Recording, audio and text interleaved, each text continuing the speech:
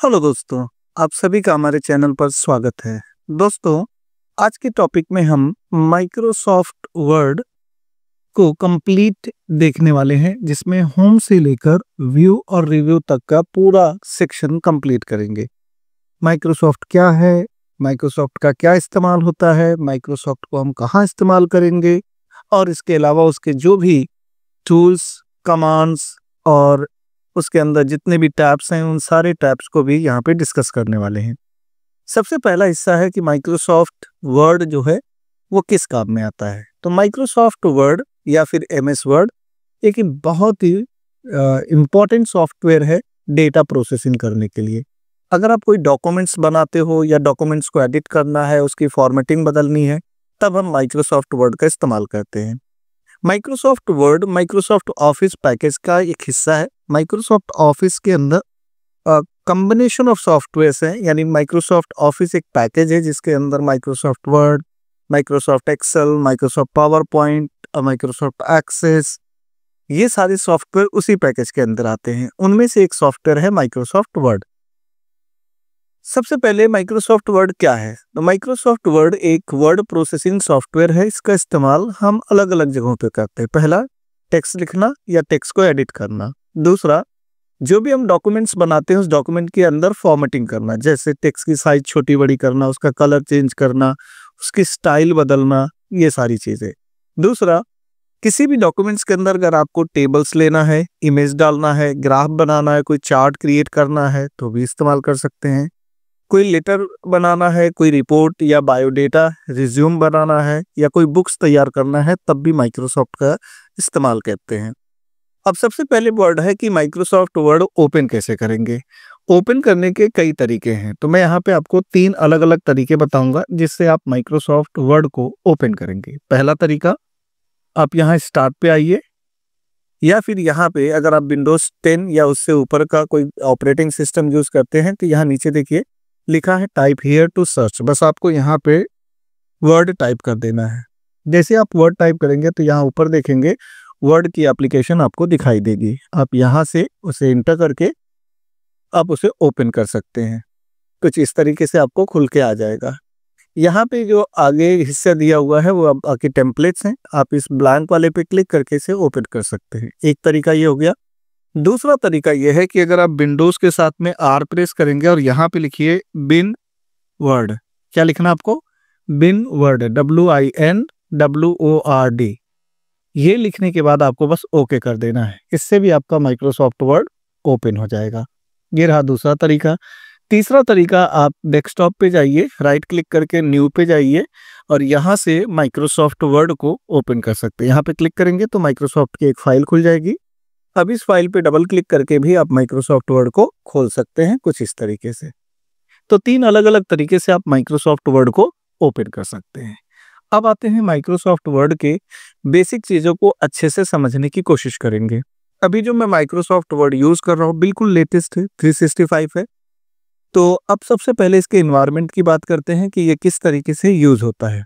यहाँ पे आते हैं। सबसे पहले मैं इसे हटा देता हूँ फिलहाल के लिए। ये जो हिस्सा है यहाँ से जब एप्लीकेशंस ओपन होती है बंद करने के लिए होता है। यहाँ पे आपके पास 2 बटन्स होते हैं, एक होता है मैक्सिमाइज, और ये जब मैक्सिमाइज रहता है तो दोबारा जब इस पे क्लिक करेंगे तो रीस्टोर कहलाता है। जैसे अभी क्लिक किया तो आप देखेंगे ये फुल साइज में हो गया। दोबारा यहाँ पे माउस लेके जाएंगे तो अभी रीस्टोर करेगा। यानी अगर मैं अपने एमएस वर्ड को कुछ इस साइज का रखता हूँ, ऐसे अभी मैंने मैक्सिमाइज किया तो फुल साइज का हो गया।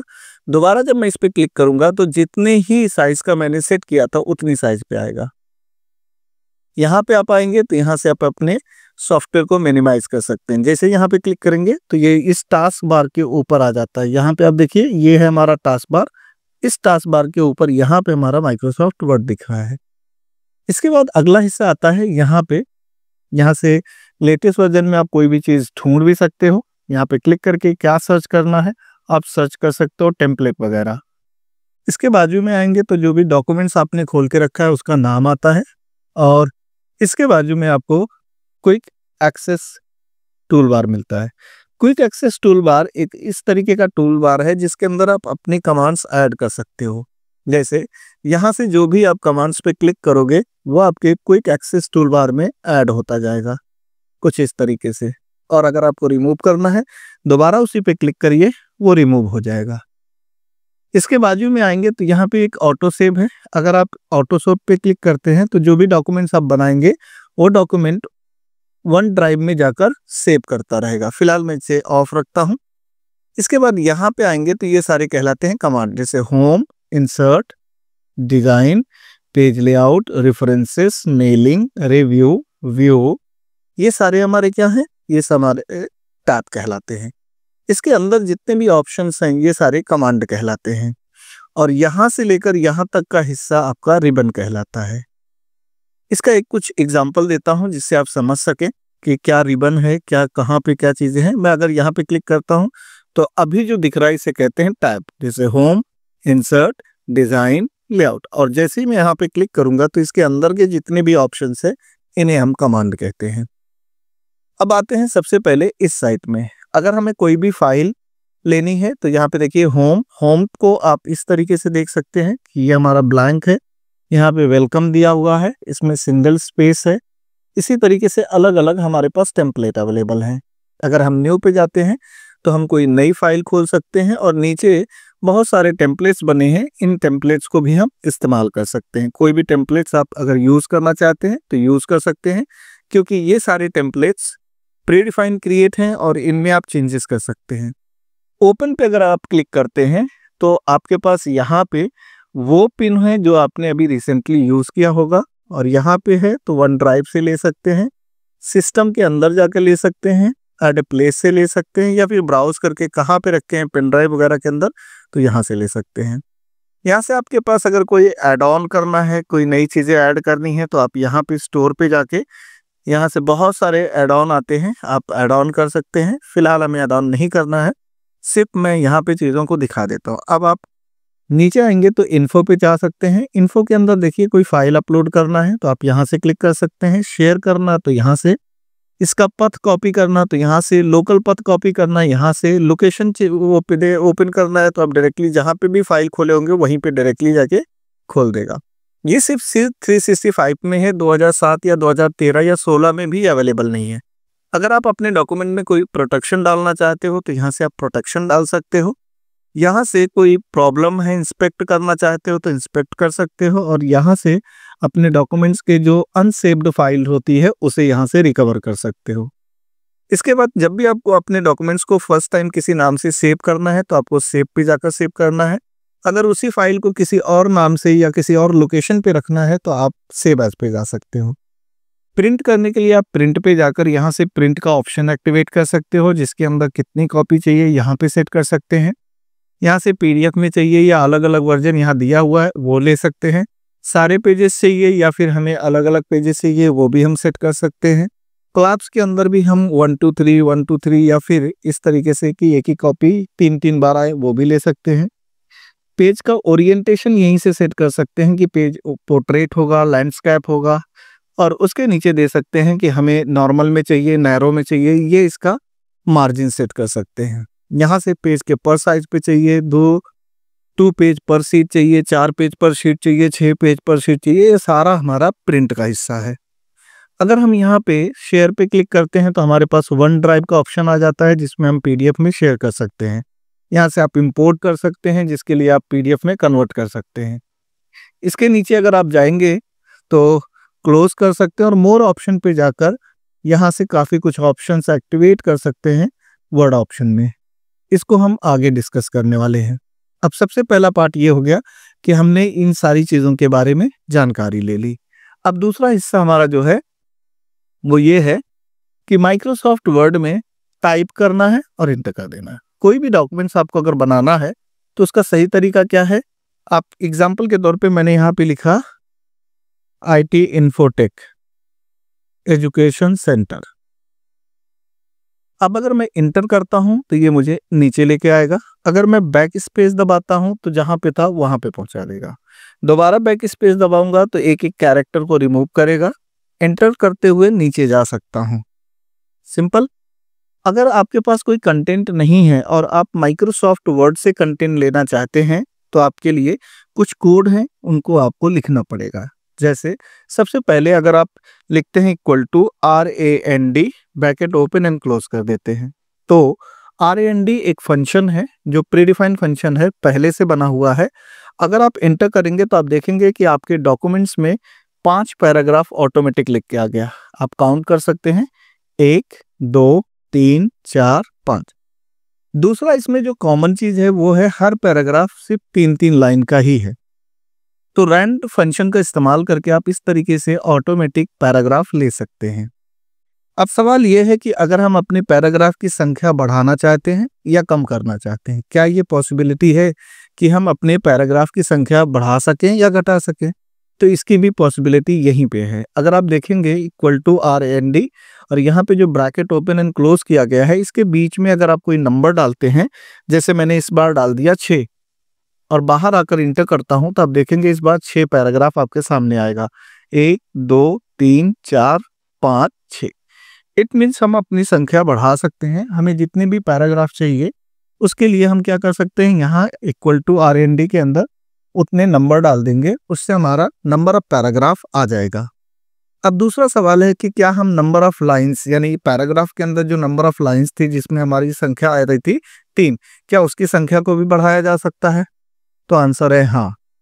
अगर आप यहाँ पे कॉमा लगा दें तो पहला जो हिस्सा है वो आपका नंबर ऑफ पैराग्राफ होगा और कॉमा के बाद वाला जो नंबर आप देंगे वो होगा नंबर ऑफ लाइन के लिए। जैसे मैंने लिखा इक्वल टू RAND, ब्रैकेट के अंदर 6 लिखा, फिर कॉमा लगा दिया, तो 6 पहला वाला जो 6 है कॉमा के पहले, वो हमारा काम करेगा नंबर ऑफ पैराग्राफ को लाने के लिए, और कॉमा के बाद जो 4 है वो number of line in 1 paragraph के लिए है।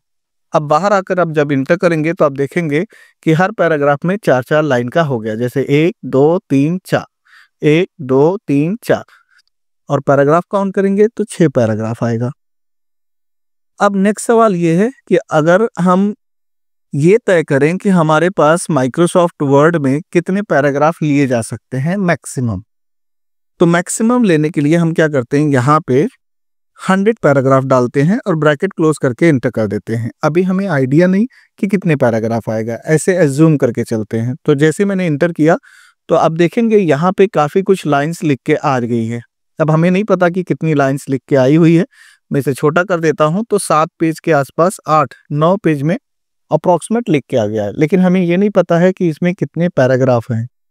तो यहाँ पे आप देखेंगे नीचे इस जगह पर, यहाँ पे आप जैसे क्लिक करेंगे वर्ड्स पे तो आपको मिल जाएगा कि आपने 100 पैराग्राफ लिखा था, तो 100 पैराग्राफ लिख के आ गया। अब हमारा दूसरा सवाल है, 100 तो आ गया, हमें मैक्सिमम पता करना है, तो यहाँ पे अब मैं डाल देता हूँ 210, बाहर आके इंटर करता हूँ।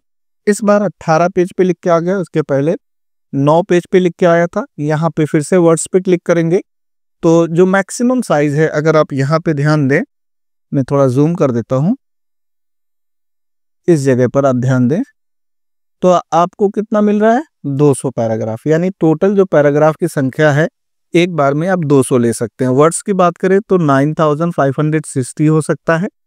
कैरेक्टर की बात करें तो 14520, जिसमें स्पेस को काउंट नहीं करेगा। अगर स्पेस को भी काउंट करें तो 51,880 कैरेक्टर्स हैं। लाइन की बात करें तो 649, लाइन बढ़ सकता है, नंबर ऑफ पेजेस बढ़ जाएगा, लेकिन ये 3 चीजें फिक्स रहेगी।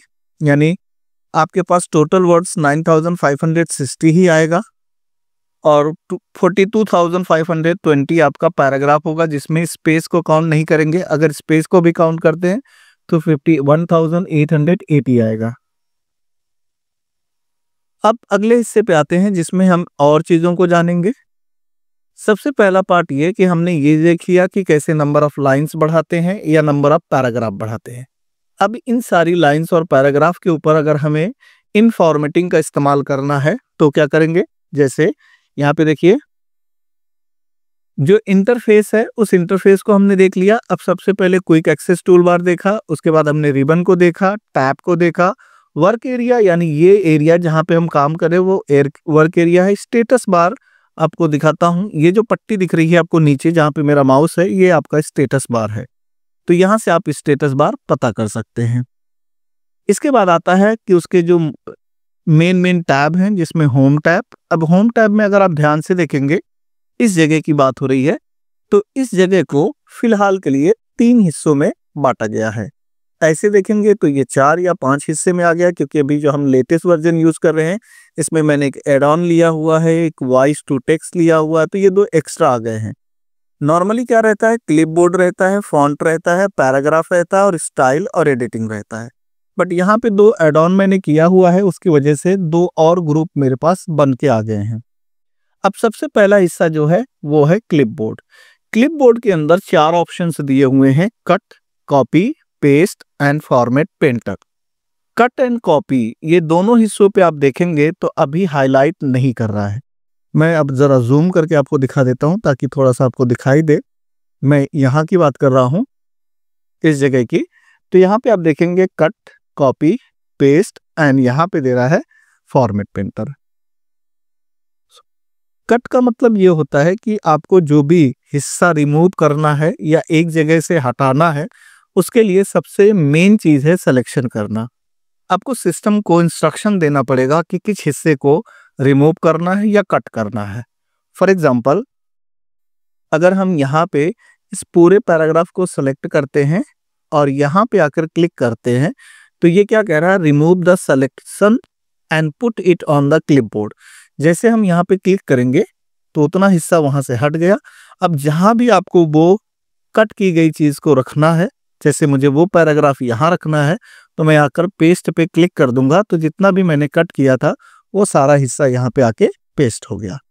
तो कट में एक जगह से उठाकर दूसरी जगह पे रखने को कट या पेस्ट कहते हैं।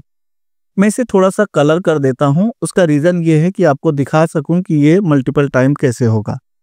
अब कॉपी और पेस्ट में क्या होगा, तो अगर हम इसको सेलेक्ट करते हैं और यहां से इसको कॉपी करते हैं, तो कॉपी में क्या कह रहा है, put A copy of selection on the clipboard and you can paste anywhere in your document. Click करते ही ये हिस्सा कॉपी हो गया है। अब जहां भी हमें अपने डॉक्यूमेंट्स में चाहिए उस जगह पर जाएंगे, उसकी लोकेशन बताएंगे कंप्यूटर को और वहां पे कर देंगे पेस्ट। तो आप देखेंगे जो हिस्सा हमने कॉपी किया था उसका एक और डुप्लीकेट यहाँ पे पेस्ट हो गया। अब अगर मैं बार बार पेस्ट करूंगा तो सेम चीज को ये पेस्ट करता हुआ चला जाएगा कुछ इस तरीके से। तो ये रहा कॉपी पेस्ट। और इसके पहले एक जगह से उठाकर डेटा दूसरी जगह पे अगर रखते हैं तो वो कट पेस्ट होता है। उसके बाद का हिस्सा आता है format painter. Format painter simply जो भी आप अपने टेक्स्ट के ऊपर फॉर्मेटिंग यूज करते हो, अगर आप वही फॉर्मेटिंग किसी और जगह पे इस्तेमाल करना चाहते हो और आप नहीं चाहते हो कि बार बार आप जाकर उसके फॉन्ट्स चेंज करो, साइज चेंज करो, कलर चेंज करो, तो आप फॉर्मेट पेंटर का इस्तेमाल कर सकते हो। जैसे मैं यहाँ पे जूम करके आपको दिखाता हूँ ताकि आप समझ सके। मैंने यहाँ प्रोफेशनल को सेलेक्ट करना है। प्रोफेशनल एक वर्ड है। किसी भी एक वर्ड को सेलेक्ट करने के लिए आपको माउस का लेफ्ट क्लिक 2 बार प्रेस करना है। तो आप देखेंगे सिर्फ वही वर्ड सेलेक्ट हो रहा है। अगर आपको डॉक्यूमेंट सेलेक्ट करना है तो एक साथ 2 बार क्लिक करिए। अगर आपको प्रोवाइड सेलेक्ट करना, कोई भी एक वर्ड सेलेक्ट करना है, तो आपको माउस को 2 बार क्लिक करना होगा। तो हमने प्रोफेशनल को सेलेक्ट किया। यहां से पहली फॉर्मेटिंग दी बोल्ड, जिससे वो डार्क हो जाएगा। दूसरा, हम उसकी साइज को इंक्रीज कर रहे हैं। तीसरा, हम इस प्रोफेशनल वर्ड को एक कलर दे रहे हैं। चौथा, इसकी हैंडराइटिंग चेंज कर रहे हैं। तो हमने इस वर्ड पे 4 अलग अलग फॉर्मेट यूज किए हैं। अगर मैं ये कहूं कि जो भी फॉर्मेटिंग मैंने इस पे इस्तेमाल किया है वही फॉर्मेटिंग मुझे इस डॉक्यूमेंट वाले वर्ड पे भी चाहिए, इस पे भी चाहिए, तो एक तो तरीका ये है कि आप यहाँ से बोल्ड करिए, यहाँ पे जाके कलर चेंज करिए, यहाँ से एग्जैक्ट साइज करिए और यहाँ से एग्जैक्ट फॉन्ट दीजिए। बट इसमें बहुत सारा टाइम कंज्यूम होगा। तो इस केस में हम फॉर्मेट पेंटर का इस्तेमाल करके उसी काम को कम समय में कर सकते हैं। फॉर एग्जाम्पल, आपको माउस यहाँ रखना है, फॉर्मेट पेंटर पे जाके बस क्लिक कर देना है, तो इसके ऊपर जो भी आपने फॉर्मेटिंग यूज किया था वो सारा फॉर्मेट यहाँ पे कॉपी होके आ गया। अब कहाँ पे इस्तेमाल करना है बस वहां पे आकर क्लिक कर दीजिए। तो आप देखेंगे जो भी फॉर्मेटिंग आपने यहाँ पे इस्तेमाल किया था वही सेम फॉर्मेटिंग इस वाले वर्ड पर भी आ गई है। अगर आपको कहीं और चाहिए तो फिर से फॉर्मेट पेंटर पे माउस जाकर क्लिक करिए। अब आपके पास ये ब्रश वाला सिंबल जो आ रहा है ये इंडिकेट कर रहा है कि इसके ऊपर की जितनी भी फॉर्मेटिंग थी सब कॉपी हो गई है और आपको जहां भी इस्तेमाल करना है बस वहां पे जाकर क्लिक करना है।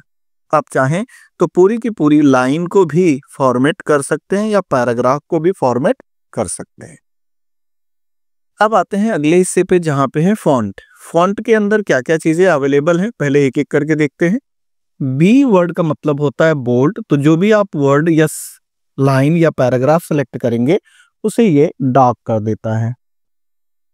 नेक्स्ट वर्ड है आई, आई फॉर इटैलिक। अगर आप किसी वर्ड को थोड़ा सा टेढ़ा रखना चाहते हैं, जैसे कि इस केस में देखिए इसे, तो आप इटैलिक कर सकते हैं। आपके पास अंडरलाइन के डिफरेंट ऑप्शन दिए गए हैं।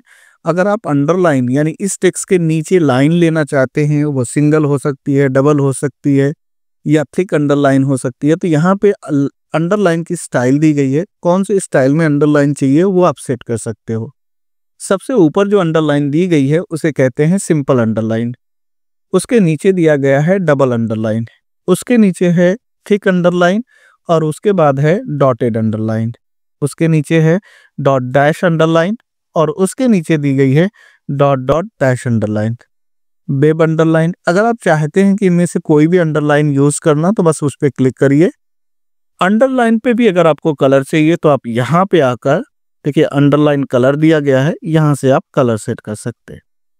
अगर अंडरलाइन में और भी कुछ स्टाइल आपको चाहिए तो यहाँ पे आपको मोर अंडरलाइन दिया गया है और यहाँ से आप अंडरलाइन के टाइप में थोड़े चेंजेस देख सकते हैं जो कि वहां पे नहीं था।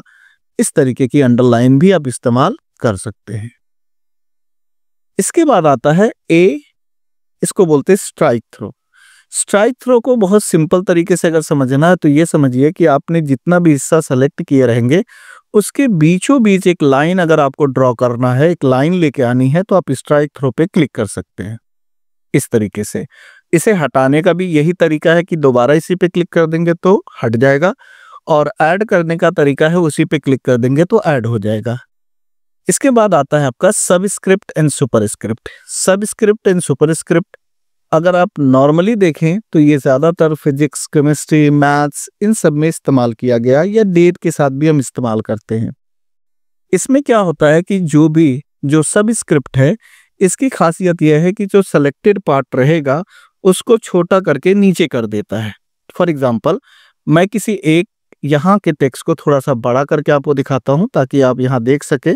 इसमें मुझे जो W है ये वाला कैरेक्टर, इसको छोटा करके नीचे लाना है बेस लाइन से नीचे। तो जैसे आप यहाँ पे क्लिक करेंगे आप देखिए W आपका छोटा होकर बेस लाइन से नीचे आ गया है। यह है सबस्क्रिप्ट। अगर आपको सुपरस्क्रिप्ट यूज करना है और आप अपने उस वर्ड को जो सेलेक्ट किए हो उसे छोटा करके बेस लाइन से ऊपर लेके जाना है तब आप सुपरस्क्रिप्ट यूज कर सकते हो। अब इसको रियल लाइफ में रिलेट करते हैं कि कहाँ पे इसका इस्तेमाल किया गया होगा। फॉर एग्जाम्पल अगर मैं यहाँ पे लिखता हूं H2O तो आप यहाँ पे देखिए 2 हमेशा नीचे होता है तो आप सबस्क्रिप्ट यूज कर सकते हैं। इसी तरीके से अगर आपको लिखना है 31st और जो ST है आपको ऊपर लेके जाना है तो आप इसे सेलेक्ट करके सुपरस्क्रिप्ट का इस्तेमाल कर सकते हैं। तो इस तरीके से आप सबस्क्रिप्ट और सुपरस्क्रिप्ट का इस्तेमाल करके इस तरीके के नंबरिंग सिस्टम या फिर इस तरीके के सिंबल्स क्रिएट कर सकते हैं। अगला हिस्सा आता है हमारा टेक्स्ट ट्रोपोग्राफी।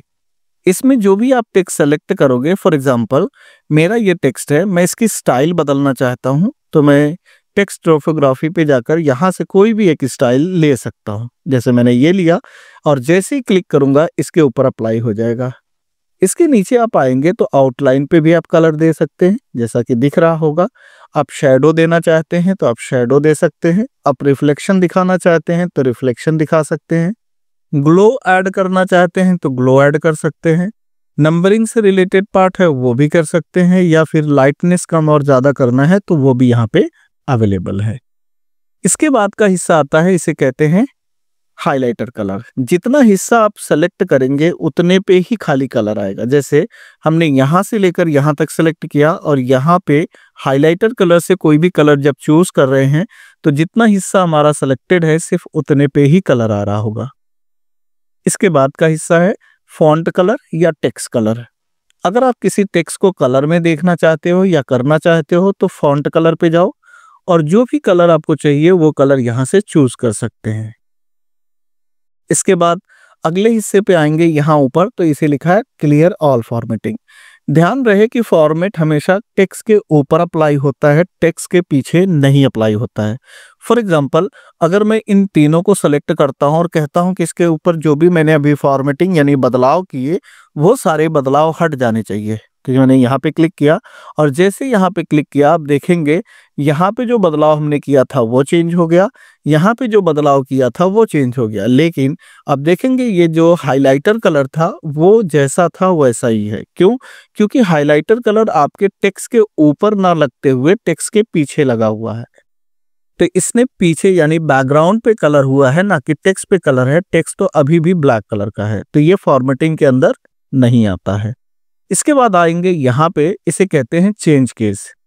चेंज केस के अंदर अगर हम नॉर्मली देखें तो हमारे पास जो ऑप्शंस अवेलेबल हैं वो हैं sentence case, lower case, upper case, capitalize each word and toggle case. इन सब में आपके जो राइटिंग स्टाइल है उसको डिफरेंशिएट किया गया है। फॉर एग्जाम्पल, अगर हम इन दोनों पैराग्राफ को सिलेक्ट करें और देखें कि इसमें कहाँ कहाँ पे कैपिटल वर्ड है, जैसे वीडियो में वी कैपिटल वर्ड में है, वेन में डब्ल्यू कैपिटल वर्ड है, ऑनलाइन में ओ कैपिटल वर्ड है, फिर से वीडियो में वी कैपिटल है। इस तरीके से नीचे वाले पैराग्राफ में भी कई जगहों पर आपको कैपिटल वर्ड मिल रहा है। तो अगर आप चाहते हैं कि इसमें जहां जहां भी कैपिटल वर्ड है वो सारा हट जाए और सब कुछ स्मॉल लेटर में आ जाए, तो आप लोअर केस पे आकर क्लिक कर देंगे तो आपके सेलेक्टेड पार्ट पर कोई भी वर्ड कैपिटल में नहीं होगा। आप चाहते हैं कि सब कुछ बड़े लेटर यानी अपर केस में हो जाए, तो आप इस तरीके से क्लिक करके सबको कैपिटल लेटर में कर सकते हैं। इसको अपर केस कहा जाता है। अगला हिस्सा आता है कैपिटलाइज ईच वर्ड। हर एक वर्ड में जो पहला लेटर होगा वो कैपिटल होगा। जैसे वीडियो में वी कैपिटल होगा, प्रोवाइड में पी कैपिटल होगा, ए अकेला वर्ड है तो ये कैपिटल रहेगा, फिर पावरफुल में पी कैपिटल हो जाएगा, कुछ इस तरीके से। इसका ऑल्टरनेटिव है टॉगल केस। टॉगल केस क्या करता है? इसके अपोजिट काम करता है। पहले लेटर को स्मॉल रखेगा, बाकी जितने भी लेटर्स होंगे उनको कैपिटल कर देगा। जैसे आप देख सकते हैं कि टॉगल में, मैं थोड़ा सा जूम करके आपको दिखाता हूं, टी स्मॉल है, रिमेनिंग जितने भी कैरेक्टर हैं वो सारे कैपिटल हैं। केस में सी स्मॉल है, बाकी रिमेनिंग कैरेक्टर आपके कैपिटल में हैं। तो अगर आपको टॉगल में चाहिए तो बस आपको यहाँ पे क्लिक कर देना है, सब कुछ टॉगल में हो जाएगा। अब सवाल यह है कि जैसा लिखा हुआ था अगर हमें वैसा करना है तब क्या करें? तो इनको सेलेक्ट करके सबसे ऊपर जो केस दिया हुआ है दैट इज सेंटेंस केस, बस आपको उस पर क्लिक कर देना है, तो जैसा था वैसा हो जाएगा। अगले हिस्से पे आता है increase font size and decrease font size. Increase font size का क्या मतलब होता है? जिस भी हिस्से को आप सेलेक्ट किए रहेंगे और इस पे क्लिक करते जाएंगे तो वो हिस्सा आपका इंक्रीज होता जाएगा और इस पे क्लिक करेंगे तो डिक्रीज होता जाएगा। एग्जाम्पल के तौर पे हमने ये हिस्सा सेलेक्ट किया हुआ है और हम इंक्रीज करना चाहते हैं तो यहाँ क्लिक करेंगे तो देखिए हमारा जो डॉक्यूमेंट है उसकी साइज इंक्रीज हो रही है, बढ़ रही है, और अगर हम यहाँ क्लिक करते हैं तो उसकी साइज डिक्रीज यानी कि घट रही है। यही दोनों काम हम यहाँ से कर सकते हैं, लेकिन अगर हम फॉन्ट साइज से करते हैं तो उसके अंदर एक लिमिटेशन है कि हम 8 से लेकर 72 तक साइज रख सकते हैं, यानी 8 to 72 तक ही साइज रख सकते हैं। बट जब आप इंक्रीज और डिक्रीज की बात करते हैं तो इसके साइज को इससे कम और इससे ज़्यादा भी रख सकते हैं। फॉर एग्जाम्पल, मैंने यहाँ पे कोई एक वर्ड सेलेक्ट कर लेता हूँ, यहाँ से वीडियो प्रोवाइड तक लेता हूँ और यहाँ से मैं 72 रख लेता हूँ। इससे बड़ा मैं यहाँ से नहीं कर सकता हूँ, लेकिन अगर मैं इंक्रीज फॉन्ट पे जाता हूँ तो आप देखेंगे 80 भी हो गया, इसके अलावा 90 या फिर उससे भी बड़ा मैं रख सकता हूँ। सो सिंपल समझने के लिए यह है कि अगर आप फॉन्ट साइज से कोई भी साइज लेते हैं तो उसकी लिमिटेशन है कि 8 से लेकर 72 के बीच में ही सेट करना है। बट अगर आप इंक्रीज और डिक्रीज फॉन्ट से लेते हैं तो वहाँ से साइज उससे ज़्यादा यानी कि 72 से ज़्यादा रख सकते हैं और 8 से कम भी रख सकते हैं। अगला हिस्सा आता है फॉन्ट फैमिली। फॉन्ट फैमिली का सिंपल सा रूल है कि जो भी आपने यहाँ पे लिखा है, अगर इस हैंडराइटिंग को चेंज करना चाहते हैं तो आप यहाँ पे आकर उसकी हैंडराइटिंग को चेंज कर सकते हैं। इसमें अलग अलग फॉन्ट हैं जो अलग अलग हैंड राइटिंग प्रोवाइड करते हैं। जैसे अभी मैंने ये लिया तो आप देख सकते हैं कि मेरी जो हैंड राइटिंग है वो बिल्कुल बदल गई है। आप किसी और जगह पे डॉक्यूमेंट को सेलेक्ट करके उस जगह की हैंड राइटिंग को बदलना चाहते हैं तो फॉन्ट फैमिली का इस्तेमाल करके बदल सकते हैं। ये रहा हमारा फॉन्ट ग्रुप, जिसके अंदर हमने bold, italic, underline different underline देखे, strike through, subscript, superscript, text topography, highlighter colour, text colour, clear, all formatting, change case, increase font, decrease font, font size और फॉन्ट फैमिली को देखा। अब अगला हिस्सा हमारा आता है पैराग्राफ। पैराग्राफ को समझने के लिए हम आ जाते हैं नेक्स्ट पेज पे, जहां से हम ये देखेंगे कि अगर हमने कोई पैराग्राफ लिया है तो उसका अलाइनमेंट कैसे सेट करते हैं।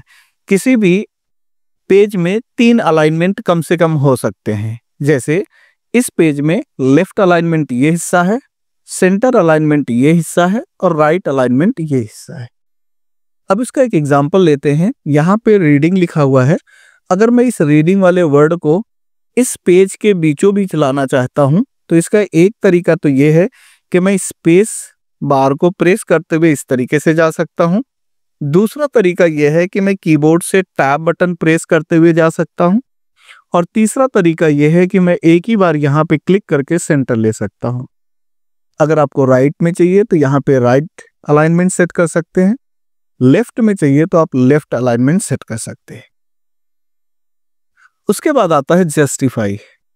अगर हम किसी पैराग्राफ को दोबारा देखते हैं सिलेक्शन करके, इस पैराग्राफ में अगर आप देखेंगे तो लेफ्ट साइड की जो मार्जिन है टेक्स्ट के वो बिल्कुल बराबर है, लेकिन राइट साइड की मार्जिन में आप देखेंगे कि कोई टेक्स्ट आगे यानी लाइन आगे चली गई है, कुछ लाइन पीछे चली गई है। अगर आप चाहते हैं कि जिस तरीके से लाइन लेफ्ट साइड में है उसी तरीके से एग्जैक्टली राइट साइड में भी हो जाए तो आपको जस्टिफाई का इस्तेमाल करना होगा। यहाँ पे क्लिक करते ही आप देख सकते हैं कि आपके राइट साइड का पोर्शन भी बराबर हो गया और लेफ्ट साइड का भी पोर्शन बराबर हो गया। इसका इस्तेमाल करके आप अपने डॉक्यूमेंट को क्लीन लुक दे सकते हैं। अगला हिस्सा आता है लाइन स्पेसिंग। अगर हम इन लाइंस के बीच में गैप करना चाहते हैं, जैसे इनके बीच में गैप बढ़ाना चाहते हैं, तो हम लाइन स्पेसिंग का इस्तेमाल कर सकते हैं। लाइन स्पेसिंग शुरू होती है 1 इंच से और मैक्सिमम तक आप 3 इंच तक दे सकते हो। 1 inch, 1.25 inch, 1.5 inch, 2 inch, 2.5 inch और 3 इंच। इनमें से कोई भी आपको लाइन स्पेसिंग अगर चाहिए तो यहाँ से आप क्लिक कर दीजिए, वो लाइन स्पेसिंग आपके पैराग्राफ पर अप्लाई हो जाएगा। अगर आप चाहते हैं कि इन लाइन स्पेसिंग को और भी ज्यादा इंक्रीज करना है तो यहाँ लाइन स्पेसिंग ऑप्शन पे क्लिक करिए और यहाँ बॉटम में आप देखेंगे तो लिखा हुआ at 1.15, तो यहाँ से आप बढ़ा सकते हैं और ओके करते ही वो इस पे अप्लाई हो जाएगा। अगर आपको चेंज करना है तो आप बाहर से ही यहाँ से चेंज कर सकते हैं। इसके बाद आता है शेडिंग। शेडिंग यानी एक तरीके से थीम्स कलर होता है। अगर आप किसी पैराग्राफ के पूरे हिस्से को कलर करना चाहते हैं तो बस आपको अपना माउस उस पैराग्राफ के किसी भी हिस्से पे रखना है और फिर शेडिंग पे जाकर कोई भी कलर चूज कर सकते हैं। शेडिंग की खासियत ये होती है कि ये पैराग्राफ के शुरू से लेकर पैराग्राफ के एंड तक पूरी जगह को कलर करता है। जैसे हमने यहाँ क्लिक कर दिया तो आप देखेंगे पैराग्राफ यहाँ से शुरू होकर यहाँ खत्म हो रहा है, लेकिन क्योंकि इसने पूरी जगह कवर की है तो यहाँ तक आपको कलर में दिखाई दे रहा है। ये काम अगर आप टेक्स्ट हाइलाइटर से करते तो आपको सिलेक्शन करके बताना पड़ता कि इतना हिस्सा हाईलाइट करे, तो जितना पार्ट आप सेलेक्ट करते उतना ही खाली ये हाईलाइट करता, क्योंकि इसे बोला जाता है सेलेक्टेड पार्ट हाइलाइटर। इसके बाद आता है बॉर्डर प्रोवाइड करने के लिए। अगर आप कोई पैराग्राफ लिख रहे हैं, जैसे कि मैंने ये सेलेक्ट किया और इस पैराग्राफ के नीचे मुझे एक लाइन ड्रॉ करनी है, तो मैं यहाँ पे आऊंगा और कहूंगा बॉटम, तो आप देखेंगे उस पैराग्राफ के नीचे एक लाइन ड्रॉ हो गई है। दूसरा, अगर मुझे टॉप पे चाहिए तो आप टॉप पे ले सकते हैं, लेफ्ट साइड में चाहिए तो लेफ्ट साइड में ले सकते हैं और राइट साइड में चाहिए तो राइट साइड में ले सकते हैं। अगर आपको चारों तरफ से बॉर्डर चाहिए तो ऑल बॉर्डर कर देंगे तो चारों तरफ बॉर्डर आ जाएगा। आउटसाइड बॉर्डर करेंगे तब भी बॉर्डर आ जाएगा, इनसाइड करेंगे तो बॉर्डर नहीं आएगा। तो यहाँ पे मैं ऑल बॉर्डर कर देता हूँ। अगर आप चाहते हैं कि इन बॉर्डर में देखिए हॉरिजॉन्टल, वर्टिकल, इन बॉर्डर में जो भी बॉर्डर हमने ऐड किया वो नहीं चाहिए तो नो बॉर्डर करके आप बॉर्डर को रिमूव भी कर सकते हैं। इसके बाद का हिस्सा आता है शो एंड हाइड फंक्शन। ये क्या करता है, आपके पैराग्राफ को मार्क करके दिखाता है कि आपका पैराग्राफ कहाँ पे खत्म हो रहा है। इसके अलावा जहाँ पे भी आपके वर्ड खत्म हो रहे हैं वहाँ पे एक डॉट्स लगा दिया जाता है। इससे आप अपने वर्ड्स को ईजिली पहचान सकते हैं। अगर आपको ये फंक्शन शो हाइड फंक्शन हटाना है, दोबारा आप इस पे क्लिक करके इसे हटा सकते हैं। अगला हिस्सा हमारा है शॉर्टिंग।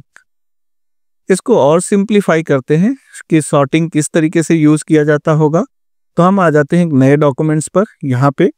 अब अगर हम यहाँ पे शॉर्टिंग यूज करना चाहते हैं तो मैंने यहाँ से लेकर ये 3 पैराग्राफ सेलेक्ट किए। आपको यहाँ ध्यान रखना है कि पैराग्राफ का जो पहला वर्ड है ये यस से शुरू हो रहा है और ये आर से शुरू हो रहा है और ये डब्ल्यू से शुरू हो रहा है।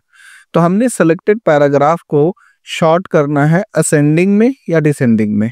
तो जैसे आप यहाँ पे क्लिक करेंगे तो आप देखेंगे आपका पैराग्राफ है जो कि टेक्स्ट बेस पे है। अभी बाय डिफॉल्ट असेंडिंग ऑर्डर में है। अगर मैं ओके करता हूं तो आप देखिए RSV। अगर आप चाहते हैं कि इसको डिसेंडिंग ऑर्डर में करना तो आप डिसेंडिंग ऑर्डर सेलेक्ट करिए और ओके कर दीजिए तो देखिए VSR। तो किसी भी पैराग्राफ लाइन, एक और एग्जांपल लेते हैं। अगर हमने यहाँ पे नंबर दे दिया जैसे 1 2 3 4 5 6 7। अब अगर मैं इन नंबर्स को सेलेक्ट करके इनको शॉर्ट करूं, फॉर एग्जांपल मैं यहाँ पे आया और बोला मुझे असेंडिंग ऑर्डर में चाहिए, ओके किया तो आपका असेंडिंग ऑर्डर में है। और अगर मैंने यहाँ पे कहा नहीं मुझे डिसेंडिंग ऑर्डर में चाहिए तो आप देखेंगे ये डिसेंडिंग ऑर्डर में आ जाएगा। तो नंबर और टेक्स्ट दोनों को हम शॉर्ट कर सकते हैं अपनी रिक्वायरमेंट के हिसाब से। इसके बाद का हिस्सा है, इसे कहते हैं इंक्रीज इंडेंट और डिक्रीज इंडेंट। इंक्रीज और डिक्रीज इंडेंट को सबसे आसान तरीके से समझने के लिए हम यहाँ पे कुछ पैराग्राफ के हिस्से को ले लेते हैं। जैसे कि मैंने इतना सेलेक्ट किया। अब अगर मैं इन पैराग्राफ्स के इस हिस्से को राइट साइड में ½ इंच आगे लेके जाना चाहता हूं तो एक बार इंक्रीज इंडेंट पे क्लिक करूंगा और ½ इंच राइट साइड लेना चाहता हूं तो फिर से इंक्रीज इंडेंट। यानी जितनी बार मैं इंक्रीज इंडेंट पे क्लिक करूंगा उतनी बार ½ इंच हमारा डॉक्यूमेंट का वो टेक्स्ट राइट साइड शिफ्ट होता जाएगा। अगर मैं यहाँ पे क्लिक करता हूं तो जो राइट साइड गया है उसी डायरेक्शन और उसी लोकेशन पे रिटर्न आएगा, यानी ½ इंच जंप करके लेफ्ट साइड में आएगा। इसके बाद आता है लिस्ट क्रिएट करने के लिए। अगर आप कोई डॉक्यूमेंट बना रहे हो और आपको वहां पे लिस्ट बनाना है और वो भी अलग अलग टाइप में, कुछ जगहों पे नंबर चाहिए, कुछ जगहों पे टेक्स्ट चाहिए, कुछ जगहों पे सिंबल्स चाहिए, कुछ जगहों पे आपको बुलेट्स चाहिए, तो आप इसका इस्तेमाल कर सकते हैं। सबसे पहले अगर आप यहाँ पे आएंगे तो इन्हें कहा जाता है बुलेट लाइब्रेरी। जैसे मैंने ये लिया और क्लिक कर दिया। अब जब भी मैं यहाँ पे कोई लाइन टाइप करूंगा, एंटर करूंगा तो ऑटोमेटिक मेरी अगली लाइन पे वो बुलेट ऐड हो जाएगा कुछ इस तरीके से। अगर आप चाहते हैं कि ये जो जितने भी बुलेट्स हैं इन बुलेट्स को आप कस्टमाइज करना चाहते हैं, अपने हिसाब से बुलेट्स को रखना चाहते हैं, तो आपको यहाँ पे बुलेट लिस्ट पे आना होगा। नीचे लिखा रहता है डिफाइन न्यू बुलेट्स, इस पे क्लिक करना होगा। अब आपके पास बुलेट के 2 ऑप्शंस अवेलेबल हैं। एक या तो आप सिंबल में रखना चाहते हैं और दूसरा या आप पिक्चर में रखना चाहते हैं।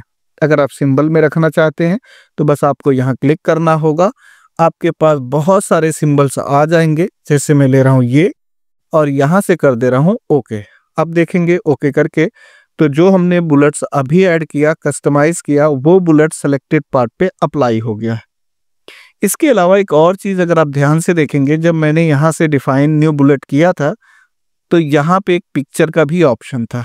अगर मैं चाहता हूँ कि ये कोई पिक्चर में आए तो हम पिक्चर पे जा सकते हैं और जहाँ पे भी हमने पिक्चर रखा है या जिस पिक्चर को भी एज ए बुलेट रिप्रेजेंट करना चाहते हैं उस पिक्चर को यहाँ से सेलेक्ट करके इंसर्ट पे क्लिक कर देंगे। तो आप देखिए वो बुलेट्स यहाँ पे आ गए हैं। ओके करते ही वो सारे बुलेट्स मेरे इन लाइंस के लेफ्ट साइड में शिफ्ट हो जाएंगे।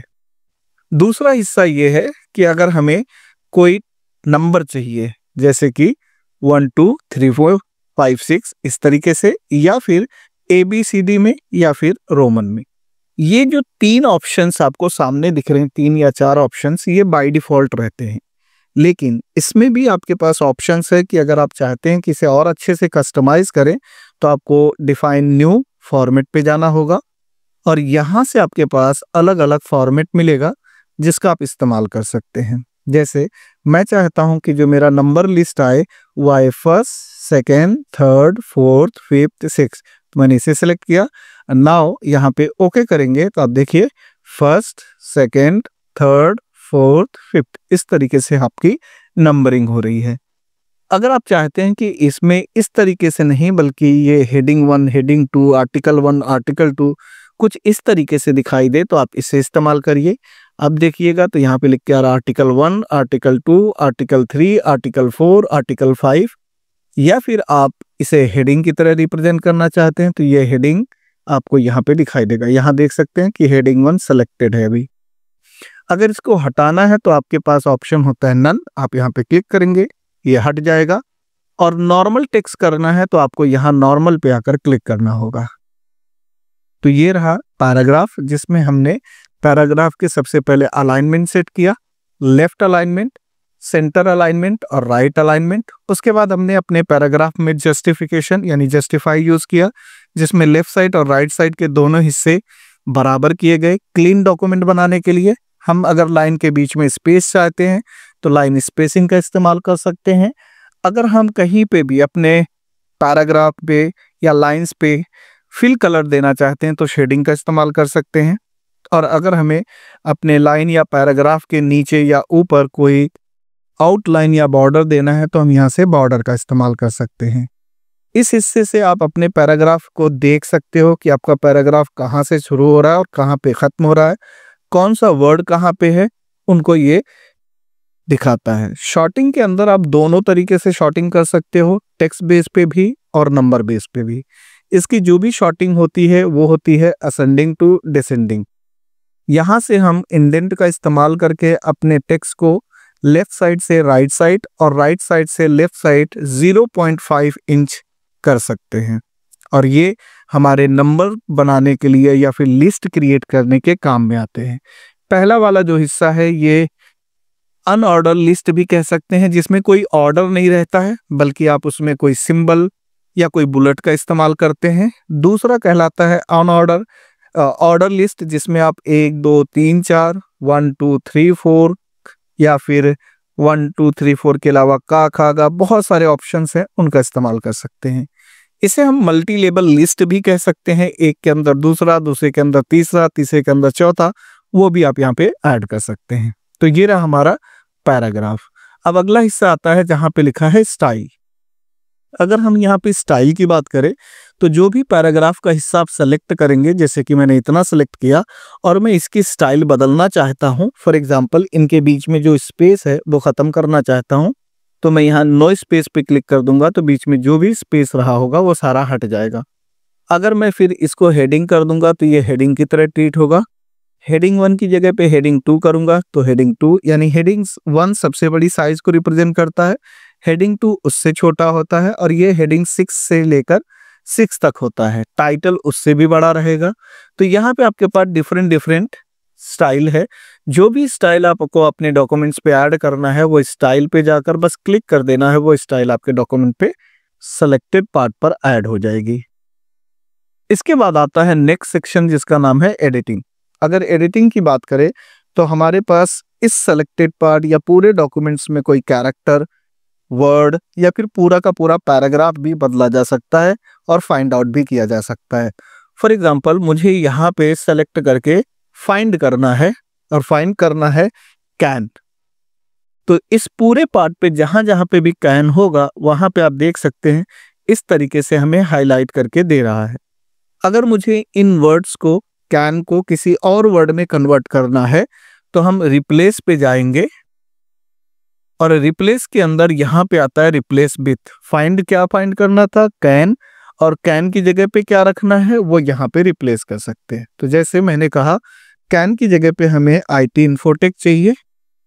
अब यहाँ पे रिप्लेस है, एक जगह चेंज हो चुका है, दूसरी जगह चेंज हो गया, तीसरी जगह चेंज हो गया। अगर आप चाहते हैं कि आपके पास ये वर्ड 50 बार हो सकता है, 100 बार हो सकता है और एक ही बार में सब कुछ कन्वर्ट करना चाहते हैं तो आप रिप्लेस ऑल पे क्लिक कर दीजिए। आपके डॉक्यूमेंट्स के में 89 ऐसे प्लेसेस थे जहां पे कैन शब्द था, अब उसकी जगह पे IT इन्फोटेक ऐड हो गया है। और लास्ट ऑप्शन इसमें जो दिया हुआ है वो है सेलेक्ट ऑल। अगर आप यहाँ पे देखेंगे, क्लिक करेंगे सेलेक्ट ऑल पे, तो जितना भी बड़ा हमारा डॉक्यूमेंट रहा होगा उस डॉक्यूमेंट में हो सकता है कि हमने बहुत सारे पेजेस लिए, सब कुछ सेलेक्टेड होगा। मैं इस तरीके से स्क्रॉल करके आपको दिखा देता हूं ताकि आपको दिखे कि सारा का सारा जो टेक्स्ट है वो सारा सेलेक्टेड है। कहाँ से? यहाँ से। अब इसके शॉर्टकट की बात करें तो अगर आपको पूरा डॉक्यूमेंट सेलेक्ट करना है यानी सेलेक्ट ऑल करना है तो कंट्रोल के साथ A प्रेस करेंगे तो सेलेक्ट ऑल हो जाता है। ये रहा हमारा होम सेक्शन। अगला सेक्शन हम देखेंगे इंसर्ट का।